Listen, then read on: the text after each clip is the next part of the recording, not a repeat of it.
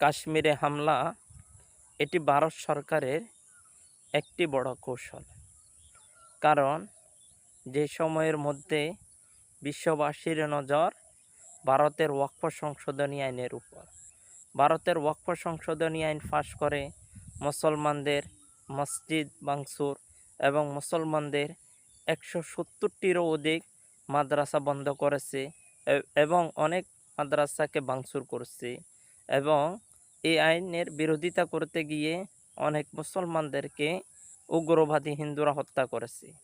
এই অন্যায়কে ঢাকার জন্য ভারত সরকার আরেকটি কৌশল প্রয়োগ করেছে, যেমন কাশ্মীরের ঘটনাটি। তারা যাতে বুঝাইতে পারে মুসলমানরা জঙ্গি, কিন্তু মুসলমানদের সম্পদ ভোগ করার জন্য, এই আইন বাতিল না করার জন্য ভারত সরকার এই কৌশল প্রয়োগ করেছে।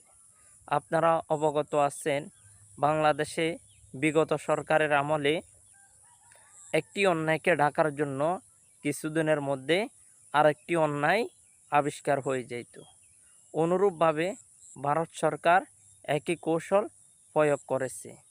আমি যদি বলে না থাকি, ভারতের 3টি প্রতিষ্ঠান বেশি সম্পত্তির মালিক। এক হলো ভারতের রেলওয়ে, দ্বিতীয়টি হলো ভারতের সেনাবাহিনীরা, তৃতীয়টি হলো ভারতের মুসলমানদের ওয়াকফ সম্পদ। এই ওয়াকফ সম্পদ ভোগ করার জন্য ভারত সরকার যে আইন প্রয়োগ করেছে, এই আইন পূর্ণ বহাল রাখার জন্য কাশ্মীরের ঘটনাটি ঘটে গেছে। আজ জুমাবার, সবাইকে জুম্মা মুবারক। আসসালামু আলাইকুম ওয়া রাহমাতুল্লাহি ওয়া বারাকাতুহু।